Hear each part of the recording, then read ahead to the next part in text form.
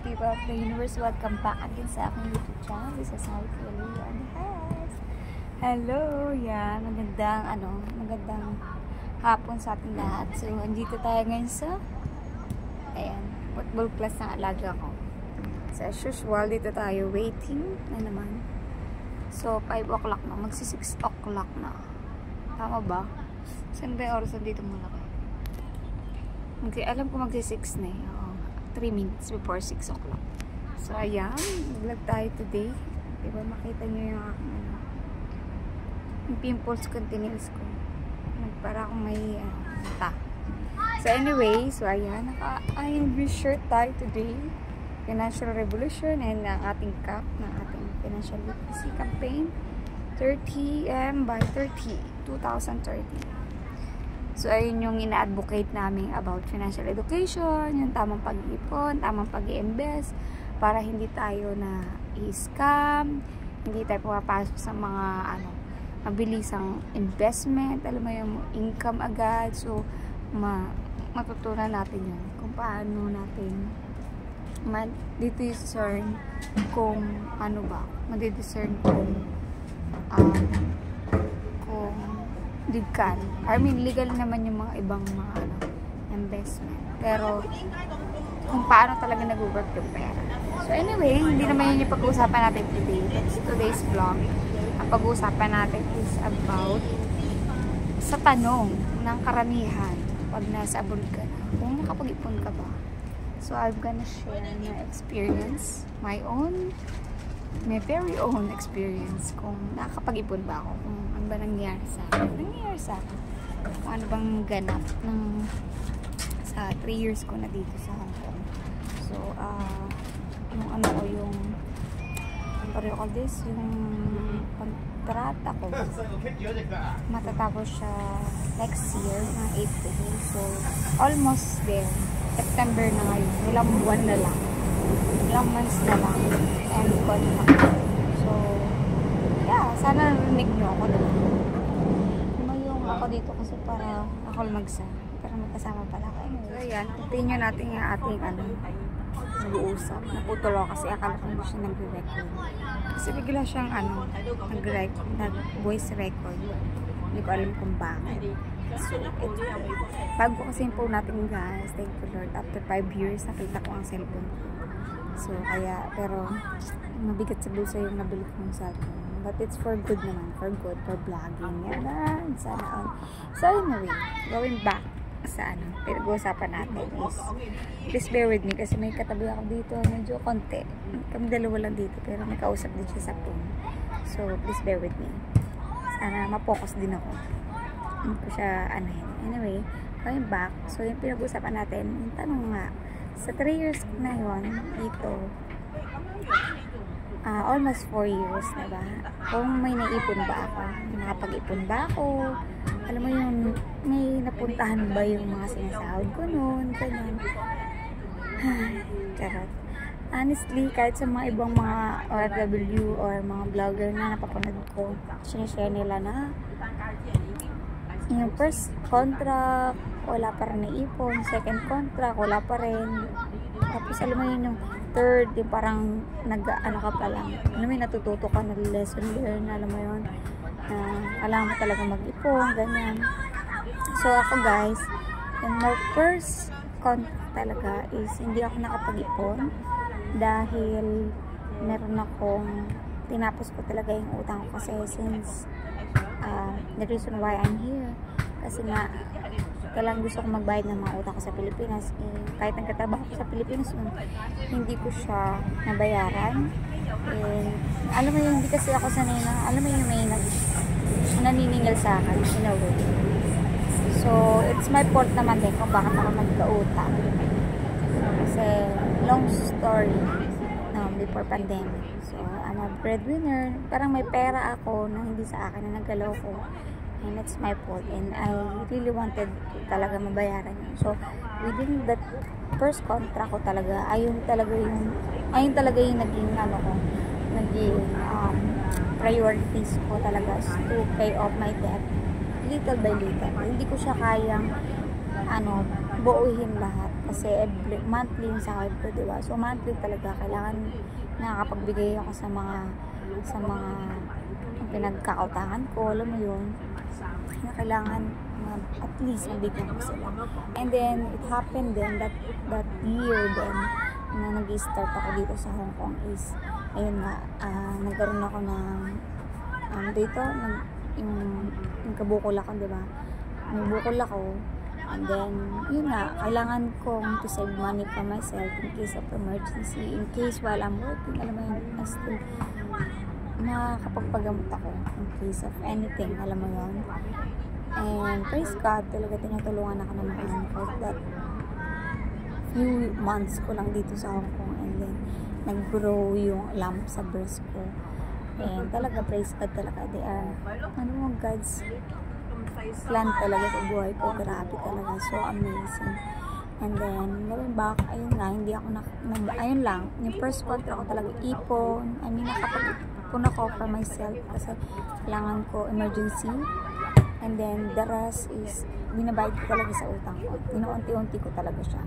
Una, kasi nagka-utang ako yung may tubo, 5%, yan.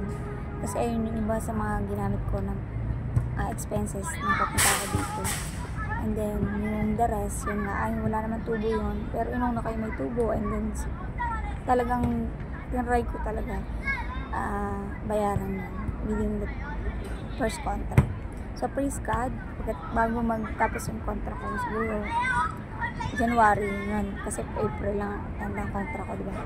So, nakapagbayad naman ako, natapos ko siya, praise God, thank you talaga kayo. So, wisdom and knowledge na yung binigay niya sa akin, nakalala ko yung IMG, talagang, priority ko na talaga yung utak ko, pero mas nakalala ko pa yung IMG, mas naitindihan ko yung tamang pag-ipon, tamang pag-invest. So, mas ko yung, mga dapat kong i-priority pagdating sa sahod ko sa pera ko. So anyway, going back, ay syempre nagpapadala pa rin ako sa Pilipinas kasi I'm still supporting my younger sister, tsaka yung mama ko na widow. So hindi rin siya makapagtrabaho ng normal before kasi nisakit na siya. So anyway, yun nga, natapos na siya yung ko, and then ngayon, yung second contract ko to, third year ko na, guys, hindi pa rin ako nakapag-ipon totally, in a way na dapat ko i-build. Kasi natutunan ko nga sa ING, kailangan mag-build mo yung financial foundation mo ng tama, like getting healthcare, life protection, mawala yung mga utang, and then emergency fund, and then investment.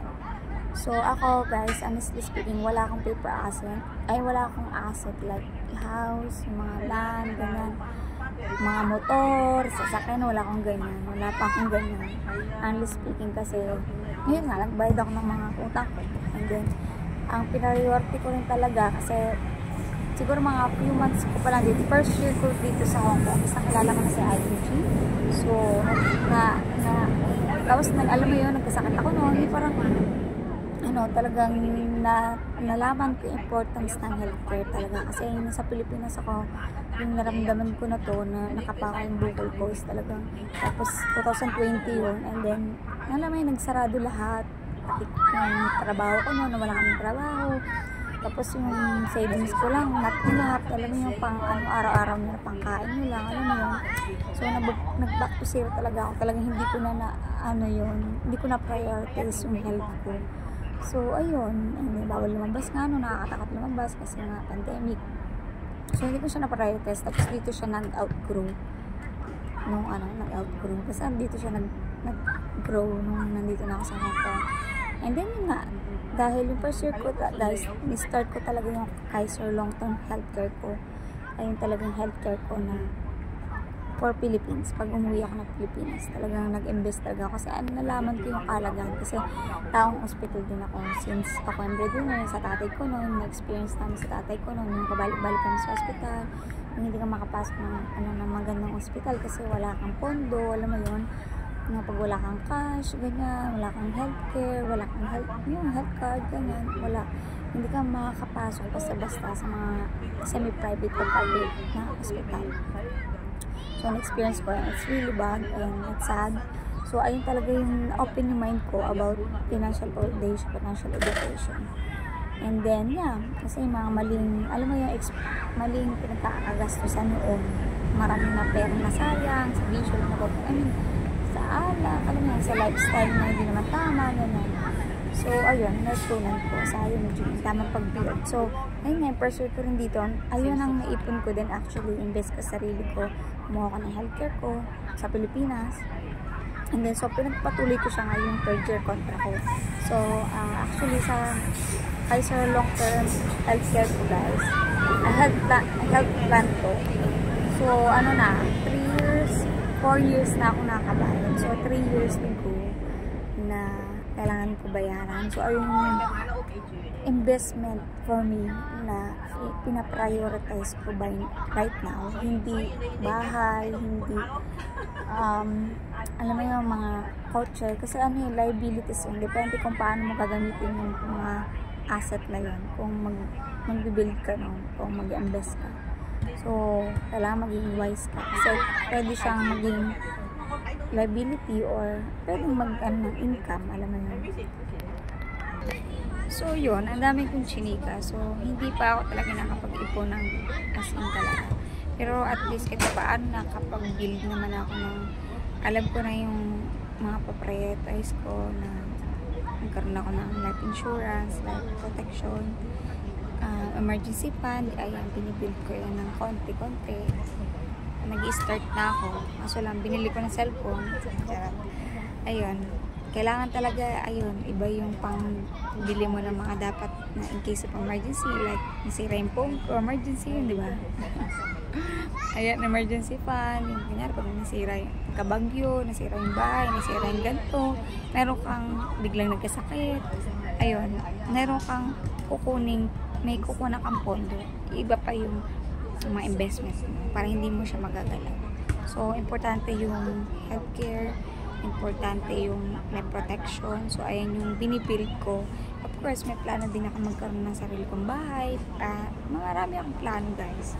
But in God's will, in God's perfect time, magbigyan pa tayo ng kalakasan, you know, to build up assets. But for now, ayun yung binibuild ko. Emergency fund ko, praise God talaga, wala na akong utang. And then, yeah, unti-unti, slowly but surely. Pero technically, hindi pa talaga siya, yung financial foundation ko, hindi pa siya ganun ka-strong in a way. But I'm still building it. I'm still trying to, alam mo yun, buuin siya ng tama. So, ayun. And, ayun nga, breadwinner pa ako eh. So, I'm still, ako pa rin yung nagbabayad ng expenses. Hindi man lahat. I mean, yung sa nanay ko, sa bunso kapatid kasi nag-aaral pa siya. Grade 12, grade 11 na siya. So, di ba, may education pa yun, pa-college pa. Kasi nanay ko talaga hindi na siya makapag-work. I mean, sa bahay, nagtitinda-tinda siya, but hindi na siya makapag-work na normal work talaga na, alam mo yun, gano'n. So, ako talaga, nasa akin yung burden. It's my, for me, it's my heart to help my younger sister. Kasi pa matutulong, wala nang iba, wala nang choice. You know? So, yeah. And, yan, and yung matatapos ng kontrata, hindi ko alam, ba mag-extend, I extend. Praying ko kung i-renew pa nila ako, I will take another 2 years. And if it's God's will, hindi na, tuloy-tuloy, hanggang tumanda, charot lang, no. In Jesus' name, wag naman. So, ayun, binibuild lang natin ng konti-konti. Pero ngayon, alam nyo, compare sa ilang years ko pagkatrabaho sa Pilipinas noon, maraming dumaan na pera sa akin, compare, guys, na wala man lang akong na-build na ganito, na emergency fund. I mean, savings lang. Alam ko, magkaroon ka lang ng something sa bangko. That's enough. Hindi ko alam na importante pala ang healthcare, ang life protection, mga ganun. Hindi ko alam yun before. So, but now, I know now. So, ayun yung binibuild ko ngayon ng tama, diba? Kasi, kahit magkaroon ka ng bahay, ng kotse, ng mga, mga lupa, pag na-hospital ka, hindi mo naman siya madadala agad sa hospital. Alam mo yun, hindi mo masabi, oh, may lupa ako, may sasakyan ako, maganda, ganyan. pagdating mo sa hospital, di ba? Hindi ganun. So, ayun yung importance ng healthcare. So, ang life protection naman, what if you die too soon, hindi natin alam, hindi talaga natin alam, na aksidente ka, whatever, nagkaroon ka ng terminal illness, ganyan. So, napaka-importante kasi meron ka maiiwan sa family mo na sinusuportahan mo by now, na umaasa sa'yo. So, meron silang something to look forward or hindi sila ganun iiyak ng malala. Kasi wala sila, as in wala na yung personalan nila, ATM nila, charot, wala na. So, it's sad, diba? Na-experience na natin yan. We know the story. Pag nawala yung magulang, tapos mga bata yung mga anak, kung sa akin wala man akong anak, so, meron pa umasa sa akin kapatid. So, yun, ayun yung importance. And then, yung utang, alam naman natin, mahirap mag-ipon kung may utang. And then, yung apat, kailangan talaga natin emergency fund talaga. Katulad ng pandemic, kaya natutunan ko na wala akong emergency fund, 3 to 6 months na sahod natin, dapat na tayo tinatabi talaga na separate sa savings natin. Na, in case na wala tayong trabaho, something happen, alam mo na meron tayong pera na gagastusin in case of emergencies. So, ayun, and then, ayun, may lifestyle noon, nabili-bili lang dito, doon, alak dito, alak doon, ganan, ako noon. Thank you Lord, at binago na niya ako, thank you Jesus. Talaga na, I am 3 years alcohol-free, Lord, thank you so much. It's not easy guys, it's not easy, especially yung surrounding. Talaga minsan talaga kailangan natin baguhin yung mga sarap na sa kapaligiran natin. Kasi temptation is there, temptation is everywhere, but no temptation is you. What is common to one, that God is faithful, He will not let you be tempted, but beyond what you can do. But when you are tempted, He will provide a way. Ayun. So, yeah, that's God's word. Talaga na, there's a way out. There's a way out. There's a way out talaga. If you really wanted to change your life, to change your mindset, change your surroundings, yeah, I'm thankful that dito ako sa Hong Kong. Bago na yung pabigiran ko. Bago na yung faith ko. Talaga. So, ayun. Technically, wala pa rin ako utang. I mean, meron akong ipon in a way na hindi naman malaki. But, I still need more. Walang kontento. Yung tao talaga walang kontento. But, first, meron pa rin kasi ako mga goals and plan na kailangan natin ponduhan. Alam mo yun. But in God's will, slowly but surely, I'm enjoying working here. Kaya, syempre, of course, I'm planning to go home. I really wanted to go home kasi, syempre, hindi natin, ako na, lesson learned ko na rin. And I'm praying for it, na makauwi na ako soon. Kasi, syempre, yung mama ko na lang yung parent ko, diba? So, I wanted to, magkasama rin kami kahit paano. Kasi before, talagang work lang ako, uwi lang ako day off ko, pero sa alis afterwards, ganyan, wala kaming, alam mo yung bonding talaga na. So, yeah, gusto ko yung na-experience. Sabay, sama kami mag-church, ganyan, alam mo yun. Yeah, in God's will.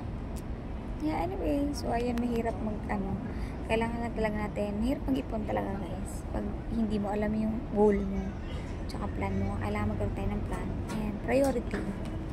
So, ayun, na hindi ko sinasabi na masama mag-invest sa mga properties. Hindi ko sinasabing masama yun. But we need to know talaga yung tamang pagbibuild ng ating financial. Kasi katulad na sinashare ko na yung mga asset na yung property na yun, pag hindi siya nag-accumulate ng pera, hindi nagbabalik ng pera sa iyo, is still a liability.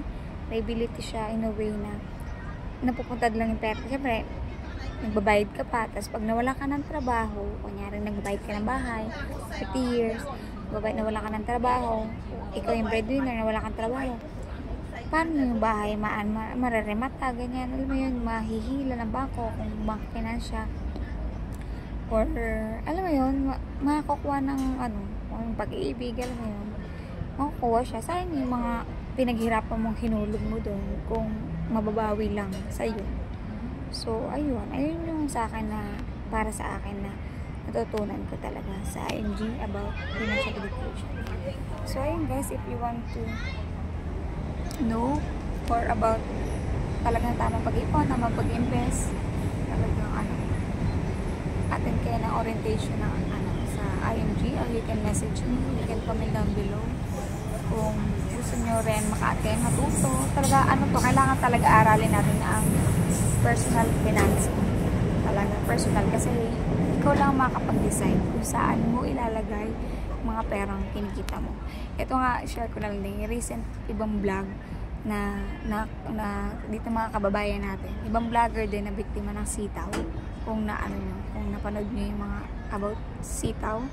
So ayun nga, dahil wala tayong financial education talaga kung paano nagwo-work yung pera, about yung mga tubo na yan, kasi walang easy money, walang 3 to 5 months is lalaki na agad yung pera mo, walang ganun guys.